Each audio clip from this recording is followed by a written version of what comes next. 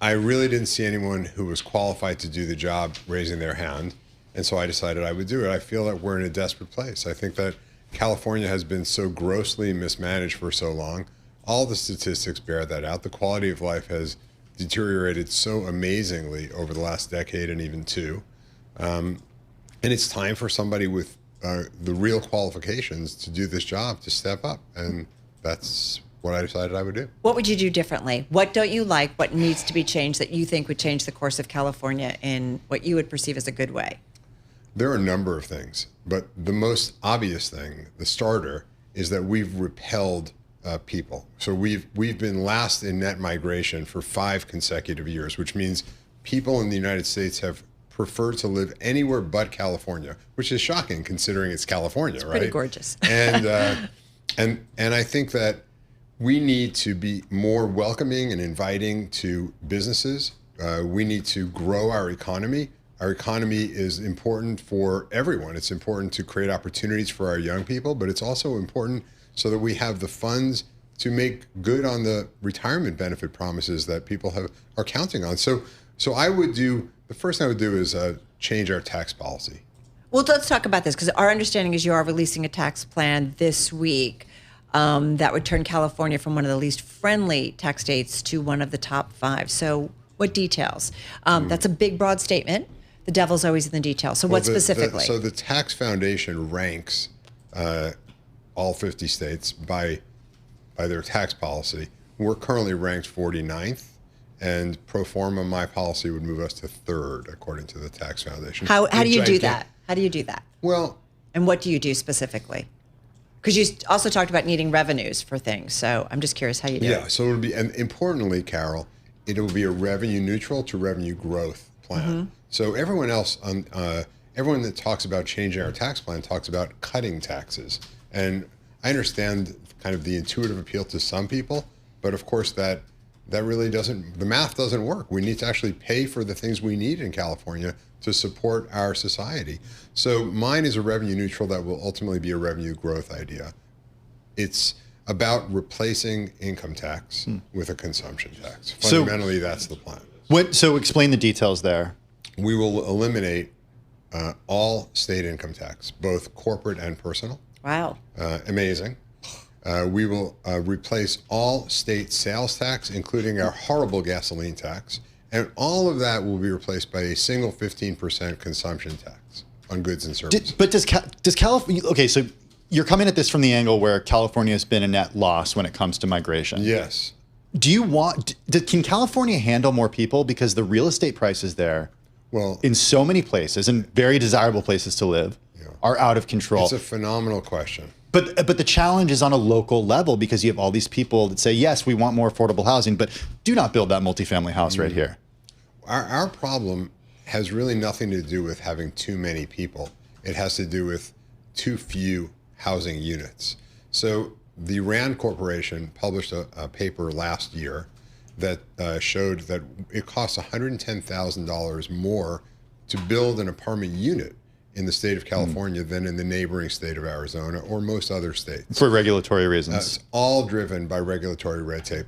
That's the second thing I would have to do, is really streamline our regulatory approval processes. So the tax plan is stage 1. Stage 2 is the streamlining of regulatory processes. How do you think about it against a backdrop where climate change is certainly impacting California neighborhoods in a big way? And so the Build Back has also got to think about how do you make it safer? So environmental greatness is really at the foundation of California. I mean, you're from California and you know this. I take all of my vacations hiking in the nature of California. It's amazing, right? And so first trip to Yosemite a few months ago for Carol Nasser. So it's incredible. It's gorgeous. Big It's stunning. She was blown away. Everything's incredible. Blown away is exactly right. I really, and passing a massive wind farm to get there. So certainly embracing. So I think that we have to be as vigilant as we've ever been about protecting our natural beauty and our resources. But we don't need 19 different organizations that a developer of an apartment has to go through an approval process for. We need one very good one, powered by AI with great responsiveness, rather than 5 years. How about 5 days to get your feedback? How about 15 minutes to get your feedback?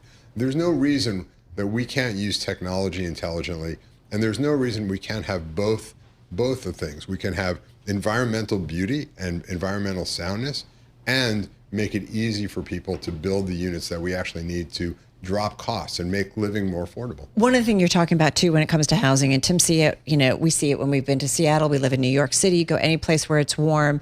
Where it's warm and there's a high cost of living. High cost, but the homeless populations, and I went to college here in New York many years ago, and it was a homeless problem, and here we are again in 2025, and we haven't figured this out.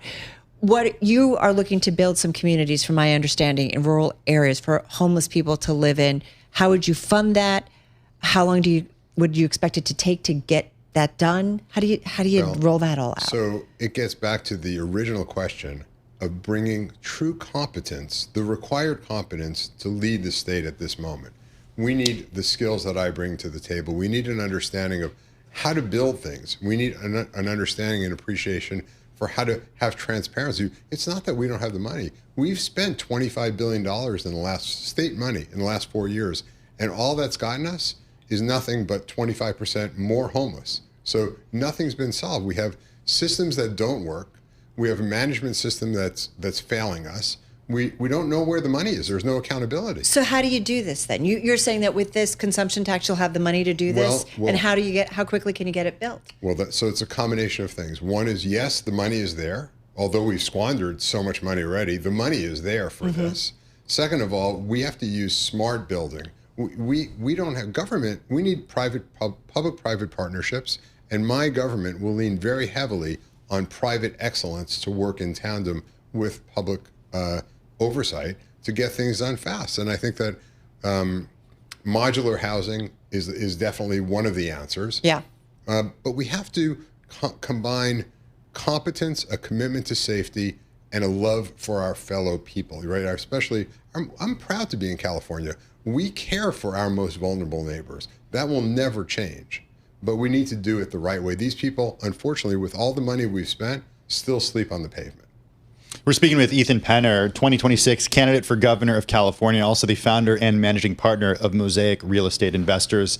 On the homelessness question, it obviously has to do with housing. It has to do with mental health. There's no easy solution, as we've learned.